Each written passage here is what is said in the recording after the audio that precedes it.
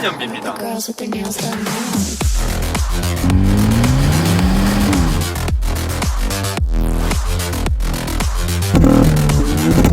우와! 우와!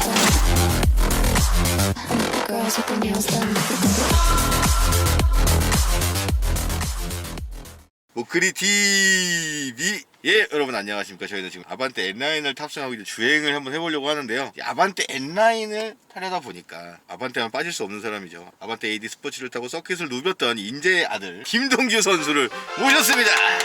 간단하게 자기소개 부탁드릴게요. 네, 안녕하세요. 이제 여러 번 찾아뵙게 됐지만 모코리 TV에 나오고 있는 김동규라고 합니다. 아, 김동규 선수는 이제 현대 아반떼컵에 알툰이 된 아반떼 스포츠를 타고 챌린지 레이스에서 시즌 챔프를 했었던 그런 굉장히 레이싱에는 일가견이 있는 또 아반떼 스포츠에 굉장히 특화된 그런 드라이버라고 할 수 있습니다. 그래서 오늘 아반떼 N9을 타면서 우리 김동규 선수가 느끼는 아반떼 스포츠에서 얼마나 또 좋아졌는지 뭐 그런 부분도 느끼고 또 아반떼 N9 자체가 또 얼마나 좀 괜찮게 되어 있는지 아니면 어떤 단점이 있는지를 한번 살펴보도록 하겠습니다. 자, 출발하시죠. 렛츠고! 일단 김동규 선수 지금 여기 N9 운전석 앉았을 때 어떤 느낌 들어요? 제가 저번에 시승했던 CN7 같은 경우에는 일단 실내 색깔이 되게 밝은 톤이 많이 있었던 차량이잖아요. 네네네. 그러다 보니까는 되게 이쁘다는 느낌과 뭔가 이거는 여자분들이 타도 되게 잘 어울리고 되게 패션카 같은 느낌이다라는 인식이 강했었는데, 이 차량 같은 경우에는 이제 N9이다 보니까 좀 더 뭐 이런 스티치 색상이라든지 뭐 내부 인테리어 색상들이 대부분 다 어두운 톤들이 많이 적용이 돼서 이제 느낌도 많이 다른 것 같고, 무엇보다 일단은 핸들이 가장 크게 눈에 띄는 것 같아요. 핸들이. CN7 같은 경우에는 소나타에 적용됐던 것과 비슷하게 여기가 이게 일자로 돼 있는 그런 디자인이었는데, 네. 이건 이제 딱 N9 스타일의 스티어링 휠이 적용이 되었고, 또 이제 비어있던 이 공간이 그죠. 채워져 있는데, 그 당시에 얘기가 그 당시에 많았다고. 되게 궁금했던 이게 도대체 뭘까? 뭐야? 무슨 게이지가 들어가는 거냐? 게이지 들어간다고 했던 사람도 많이 네, 있었어요. 많이 있었죠. 궁금증이 이제 풀렸습니다. 저 자리에는 이제 드라이브 모드 버튼이 들어가게 되고 뭐 그런 것 같아요. 출발할 때 딱 누르고 출발하는 스타워치 같은 느낌이기도 해. 그렇죠. 이게 사실 안 닿는다는 분들이 있어요. 지금 손 뻗어보세요. 저도 이게 그냥 약간 일반적으로 운전할 때는 나름 겨우 닿기는 닿는데, 등받이에 기대고 하면은 조금 멀다고 느껴지기는 하거든요. 어깨를 딱 시트에 붙인 네. 상태에서 하면은 멀다고 느껴지고, 김동규 선수는 스티어링을 좀 빼더라고요, 바깥쪽으로. 네, 의자를 네. 뒤로 좀 하고. 네. 그러면 이제 더 멀어지는 거. 이거는 등받이 각도를 어떻게 하시느냐에 따라 좀 개인적인 호불호가 좀 있을 것 같아요. 네, 맞아요. 근데 이제 제가 느낄 때 장점 중 하나는, 기존에 원래 드라이버 모드 선택 버튼이 다 이쪽 이제 기어 시프트 쪽 근처에 있었는데, 그쵸? 그걸 누르려면 어쨌거나 다 비슷하게 생긴 버튼들 중에 보지 않으면 솔직히 구분하기 힘들거든요. 맞아요. 근데 이제 얘는 버튼이 딱 여기 있으니까 앞에서 운전하면서 시야에 뭐 잠깐 딴 데 옮기지 않더라도 누르기가 좀 안전한 위치에 있다는 거. 자, 지금 또 이제 저희가 프리덤의 상징이죠. 자유로에 들어왔어요. 자, 여기 또 달리기 좋은 곳이죠. 규정 속도 지켜가면서 달리기 좋고 차량이 그렇게 많지 않습니다. 그래서 아반떼 N9 시승해보기 딱 좋은 상황인 것 같아요. 지금 이 N9 같은 경우에는 두 가지 특화 기능이 들어가 있어요. 어떤 건가요? 첫 번째는 N 파워 시프트. 이제 가속할 때 토크를 떨어지지 않게 하면서 뒤에서 좀 밀어주는 듯한 그런 느낌을 주는 건데, 가속이 용이하게끔 해주는 그런 기능이 들어가 있는데, 이게 좀 느껴져요. MDCT 때 한번 경험을 했었는데, 네, 그 뒤에서 변속을 했을 때 밀어주는 그 느낌이요. 예. 가속을 해보면 이렇게 한번 툭툭 밀어주는 느낌이 좀 들긴 들거든요. 아, 그러네. 느껴지시죠? 예. 그러니까 이게 바뀔 뭔가- 때마다 툭툭 앞으로 밀어주네. 그러게요. 그러니까 이게 어찌 보면은 좀 고성능 차들에서 느꼈던 예전에 변속 충격에 대한 그런 감성적인 부분을 좀 채워줄 수 있을 것 같거든요. 그러니까 이게- 요즘엔 이제 다 미션들이 듀얼 클러치화가 되다 보니까 변속 충격이라는 게 사라지고 있어요, 점점. 그렇지. 슈퍼카들도 마찬가지인 시점이라 변속 속도가 빨라짐에도 불구하고 원래 두 개가 클러치가 다 맞물려 있는 상태에서 그냥 옮겨만 지다 보니까, 예전 같은 경우에 싱글 클러치는 변속도를 땡기기 위해서 빨리 클러치가 떨어져 빨리 붙이는 식 때문에 변속 충격이 되게 강했어요. 근데 이제는 듀얼 클러치로 바뀌면서 그런 고성능차의 감성 같은 것들이 좀 줄어들었다 보니까, 근데 예전에는 변속 충격 때문에 이렇게 걸렸는데 이제는 밀어주네. 특화 기능 두 번째는 내부 매칭입니다. 내부 매칭은 이제 엔진 회전수를 보정해주는 기능인데, 이제 다운시프팅을 할 때 RPM을 적합한 적정 RPM으로 유지를 시켜줘서 가속할 때 토크를 그대로 쓸 수 있도록 그런 기능인데, 이것도 여기서 시연을 해볼 수가 있죠. 좀 전에 타봤을 때 느낀 걸로는 그 레브 매칭을 느끼기 위해서는 일반 모드에서는 저희가 어느 정도 고단 기어에서 주행을 하다가 브레이크를 어느 정도 밟아도 이게 RPM이 많이 낮아지기 전까지는 다운시프트를 해주지 않는 편이에요. 얘를 그냥 드라이브 모드는 노멀로 둔 채로 변속기 모드만 이제 뭐 DS 모드라고 해서 변속기 모드만 스포츠로 바꿀 수 있는 게 있더라고요. 예, 드라이브 스포티 네. 모드. 여기 S 몇 단이라는 게 바뀌게 되시고 이 상태에서는 이제 어느 정도 RPM이 높은 상태에서도 주행을 하고 계시다가 이제 드라이버가 브레이크를 밟았을 때 그 제동량에 맞춰서 바로 다운시프트를 해줘서 바로 고RPM을 유지할 수 있게끔 해주는 그런 기능으로 저는 생각이 예. 돼요. 이게 되게 신기한 거는 어떤 모드에서든 간에 다 이 DS 모드는 활성화가 가능하다는 거. 맞아요. 에코 모드를 놔도 이 DS 모드는 활성화가 돼요. 그렇지만 여전히 RPM은 천천히 낮게 쓰고 있어요. 에코 모드이기 때문에 조금 더. 되게 미묘하게 조금씩 다 조합이 가능해서 사용이 가능한 것 같아요. 이 상태에서도 가다가 제동을 어느 정도 해주면은 바로 다운을 빨리빨리 해주는. 바로 올라가네. 네. 그러니까 엑셀 반응을 좀 둔감하게 쓰고 싶지만 변속이 좀 재밌었으면 좋겠다라든가 이런 좀 다양한 조합을 해서 사용할 수가 있는 것 같아요. 은근히 N만큼은 아니지만 요걸로 조금 그렇죠. 조합이 가능하겠네요. 나름 이것도 N9이라는 고성능 모델을 지향하고 있기 때문에 또 이런 재미를 좀 추가해준 것 같습니다. 김동규 선수는 이 어저께부터 이걸 타봤잖아요. 네네. 이 차량 같은 경우는 기존에 있던 1.6 터보에 204마력 그리고 27토크 이 수치는 똑같단 말이에요. 근데 실제로 타봤을 때는 어때요? 여러 가지가 좀 개선됐다고는 하는데 일단은 제가 느끼기에 가장 크게 눈에 띄는 부분은 연비가 엄청 좋네요 이거. 지금 19예요? 네. 이게 심지어 평균 연비입니다. 순간 연비는 지금 상태에서는 제가 90km 크루징을 하고 있는데 이 상태에서는 20km가 좀 넘어가 있는 상태고요. 지금 여기 약간 경사가 지금 있잖아요 오르막으로. 네네. 이 상태에서 지금 20이 유지되는 거 혹시 보이시나요? 이게 나름 고성능 차라고 할 정도인가 싶을 정도로 연비가 되게 잘 나오고 있고 반응성 자체도 생각보다 엔진이 반응성이 좋아져가지고 재원상으로는 같다고는 하지만 스마트 스트림 엔진으로 넘어오면서 이것저것 많은 개선이 좀 있었던 것 같아요. 살짝 평지로 바뀌니까 막 바로 25까지 올라가네. 네. 지금 에코 모드긴 하죠. 그쵸. 근데 뭐 에코가 아니라 그냥 노멀로 바꿔주더라도 네. 크게 달라지는 건 없는 부분이라 기본적인 연비가 좀 많이 좋은 것 같습니다. 아반떼 N9의 연비가 굉장히 좋은 걸로. 자, 일단 이 N9이 배기음 자체가 좀 다르다고 하는데 이게 지금 배기음이 어떤 것 같아요? 배기음이 실내로도 많이 유입이 되는지. 제가 원래 기존에 탔던 뭐 아이서티 N9이나 아반떼 스포츠 같은 경우에는 솔직히 순정 모델 같은 경우는 배기음이라는 게 거의 없을 정도로 안 들리는 편이었거든요. 근데 이제 벨로스타 N이 나오면서부터 사람들이 N 배기 너무 좋다 막 이런 배기 소리에 대한 기대치가 되게 높아졌는데 그 이후에 나온 모델이라 그런지 또 N9이라는 것 때문에 배기가 많이 잘 들리는 편이더라고요 지금은. 근데 지금은 거의 안 들려요. 네, 지금은 2000rpm 이하로 천천히 달리고 있기 때문에 엄청 조용하지만 제가 타봤을 때는 이게 한 2500rpm이 좀 넘어가면서부터 배기음이 되게 듣기 좋은 소리로 변하더라고요. 한번 들려줄 수 있어요? 네, 지금 소리를 좀 내기 위해서 다운해 보면은 RPM 좀 높여놓고.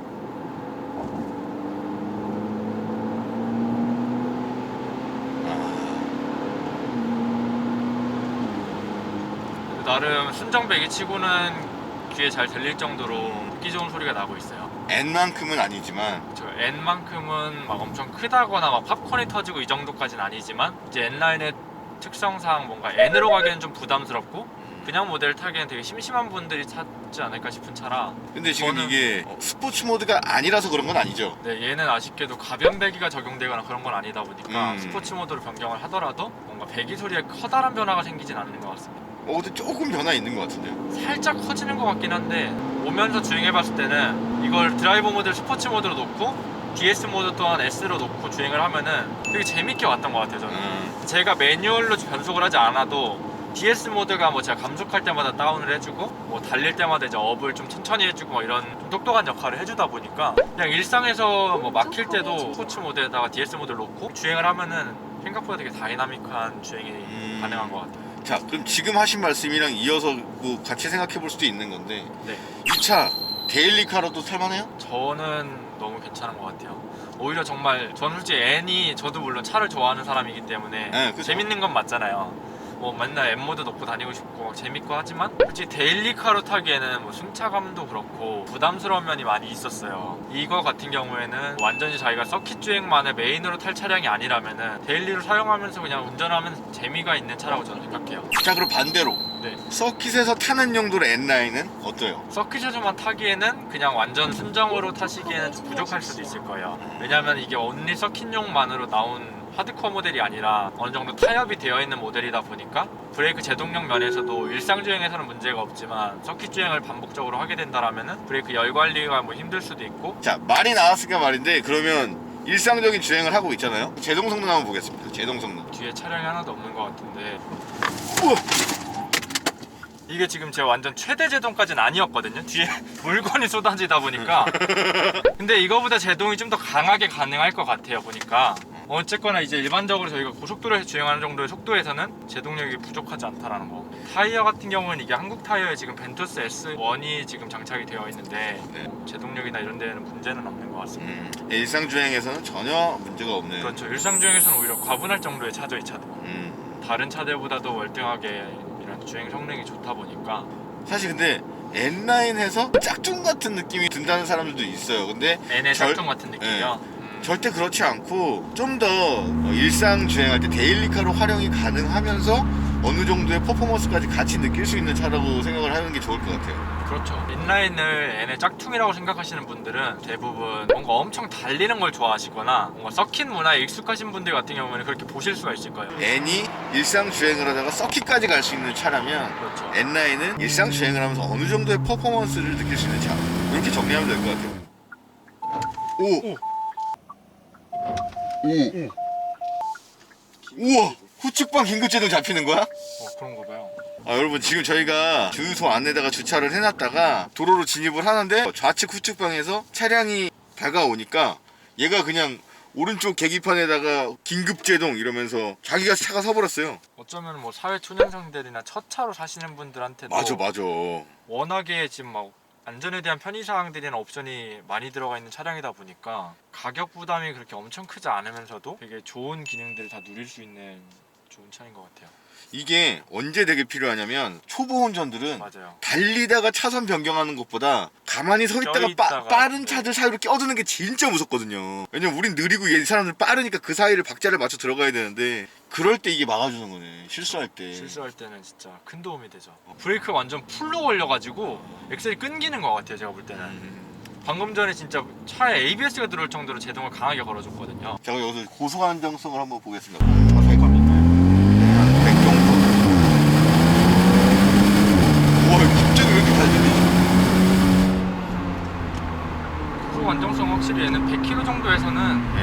이런 그냥 시골길을 달려도 특별히 불안하다거나 뭐 그런 느낌은 없어요. 이런 고속 범프를 만나도 N 같은 경우에는 여기서 막 거의 차가 점프하는 느낌이 들 정도 되게 오히려 이런 안 좋은 놈에서 좀 위험하다고 느낄 정도였는데 얘 같은 경우에는 그런 부분들을 되게 잘 잡아주고 고속 바운스를 좀 많이 잡아주고 있고 지금 80에서 100km 정도로 이런 시내길을 달려도 특별히 불안하다거나 승차감이 안 좋다 뭐 이런 것들은 없는 것 같아요. 고속 안정성 괜찮은 것 같습니다. 자, 그러면은 좀 속도를 내렸다가 중저속에서 다시 재가속할 때 그런 느낌.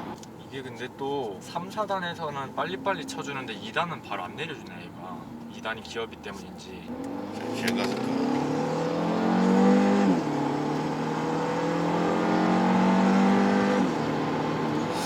오히려 이게 2단에서 확 치고 나가는 느낌보다는 3단에서 치고 나가는 느낌이 더 좋은 것 같거든요. 2단에서 3단까지가 조금 네. 걸려요. 이게 근데 따로 제가 버거워. 임의적으로 RPM을 맞춰주고 2단에서 가면은 그러면 좀 괜찮은 것 훨씬 같아요. 가볍게 밀고 나가네. 네. 뭐 웬만한 속도까지는 그래도 경쾌하게 잘 치고 나가줘서 뭐 이런 것들 부족함은 별로 없을 것 같고요. 자, 여기 빠지면서 코너링도 한번 보겠습니다. 지금 속도는 대략 한 50 정도. 일반적인 속도고. 인터체인지 나가는 거에서는 롤링이 별로 느껴지지 않을 정도로 꽤 잘 버텨주고 있는 편이고요. 아마 조금 더 고속으로 만약에 이걸 돌게 된다라면은 롤링이 어느 정도는 생길 수도 있을 것 같은데 이게 뭐 서킷용으로 막 엄청 만들어져 있고 그런 하드코어한 차량이 아니다 보니까 그건 당연할 수 있을 거라 저는 생각하고요. 그리고 어쨌거나 그런 부분들을 다 너무 잡기 시작해버리면은 또 다른데 승차감에서 포기해야 될 부분들이 많다 보니까 데일리카로서의 좀 메리트는 많이 떨어지지 않을까 싶어요. 근데 이렇게 지금 되게 평평하게 잘 뻗은 길에서는 네. 승차감이 안 좋을래야 안 좋을 수가 없잖아요. 근데도 제가 느꼈을 때 N이랑 만약에 비교를 한다라면은 네. N은 솔직히 이런 데서도 승차감이 안 좋아요. 정말로. 이거 어쩔 수가 없는 게, 왜냐면 제가 예전에 탔던 아반떼 스포츠 원메이크 컵카만 해도 예. TX 쇼버가 꽂아져 있기 때문에 되게 하드한 편이었거든요. 그러니까 그런 차들은 이런 길을 다니면서도 뭐가 요철이 조금만 있으면은 쿵쾅하면서 그 요철이 다 막 읽힐 정도라. 자, 이제 고향에서 지금 여기 거의 뭐 북한까지 왔는데 시승하시면서 북한 바로 앞이에요. 여기 민통선 바로 앞이에요. 뭔가요? 아반떼컵 챌린지 클래스 시즌 챔프 출신 김동규 선수가 느끼는 아반떼 N9의 장단점 한번 들어보도록 하겠습니다. 매도 먼저 먹으라고 단점 먼저 한번 들어볼게요. 예. 단점은 좀 개인적으로 느끼는 걸 수도 있는데, 저속 영역에서 아직은 이 건식 DCT가 조금은 바보같이 구는 구간들이 있는 것 같아요. 개인적으로 언덕을 올라가거나 할 때 뭐 엑셀을 좀 세밀하게 조절했을 때 차가 너무 안 나가다가 나중에서 갑자기 확 나간다거나, 클러치 밑에 부분에서의 개선점은 아직 개선이 안 된 부분이 있는 것 같고, 단점들이라고 하면 솔직히 모르겠어요. 제가 이 정도 가격대의 차량에서 이 정도의 옵션과 주행성들이 나오고 있는데 단점을 더 이상 찾기라는 게 조금 쉽지 않은 것 같아서. 단점은 이제 초반 가속할 때 좀 불안한 거. 그 외에는 단점을 찾을 수 없다. 어디서 뭐 광고 받고 그런 거 아니죠? 그러면은 김동규 선수가 생각하는 장점. 장점은 진짜 너무 많은 것 같아요. 톤 다운 시켜서 몇 가지만 좀 추려주세요. 갖고 싶을 정도네요. 사서 그냥 타고 싶을 정도로 좋은데, 주행 성능도 저는 이 정도면 솔직히 도로에서 충분히 재밌게 탈 정도는 충분한 것 같고, 저는 요즘에 개인적으로 130 이상을 잘 안 타는 편이다 보니까 제가 요즘에 서킷도 잘 안 다니고 있고 해서 그냥 도로에서 그냥 이 정도로 막 느린 속도나마 뭐 변속을 많이 하면서라도 그냥 재미를 느낄 수 있고, 적당한 배기 사운드나 너무 물렁하지도 않은 적당한 승차감들도 있고, 그게 뭐 주행성이 떨어지는 부분은 아니지만 승차감도 나름 잘 챙겨갈 수 있는 부분인 것 같고, 뭐 실내 앰비언트 라이트들도 적용이 되어 있어서 실내 감성도 너무 마음에 들고, 일단은 뭐 공간도 되게 넓어서, 예전에는 뭐 아반떼 작은 차다라는 인식이 좀 있었던 것 같은데 지금은 솔직히 그런 얘기가 안 통할 정도로 네. 4인 가족이 타도 옛날 생각하면 뭐 덥지는 않은 옛날 것 소나타 같아요. 느낌이야. 그러니까요. 그러니까 장점은 정말 너무 많지 않나 싶어요. 아까도 얼핏 보니까 트렁크 공간도 생각보다 엄청 넓더라고요. 많이 봤네요. 네. 네, 여기 되게 많이 봤어요. 이 정도의 퍼포먼스를 내면서 이 정도의 옵션과 이 정도의 공간성, 편의성 다 갖춰놓은 차량이 HDA도 되고. 기존의 아반떼 스포츠에서는 DCT 모델의 옵션을 다 추가를 해도 HDA 모든 기능을 다 사용하지 못했었잖아요. 스마트 크루즈 정도였나요? 그렇죠. 이제는 이런 것들을 많이 누릴 수 있는 그런 N9이 돼서, 또 그냥 아반떼 스포츠로 계속 이어져 온 게 아니라 N이 출범을 하면서 N9으로 N의 감성을 입혔기 때문에 이제 배기음도, 아반떼 예전 스포츠는 배기음이 그렇게 좋지가 않았거든요. 배기음이 뭐가 안 났어요. 언급이 된 적이 없었죠. 네, 안 났어요. 배기음을 언급할 게 없었는데 N9은 이제 배기음 너무 좋았고, 그래서 저희 영상 마지막에 배기음 좀 들어보고 가시겠습니다. 오늘 영상 나와주셔서 감사하고요. 네, 저도 불러주셔서 너무 감사드립니다. 다음 영상으로 또 찾아뵙도록 하겠습니다. 모크리 TV.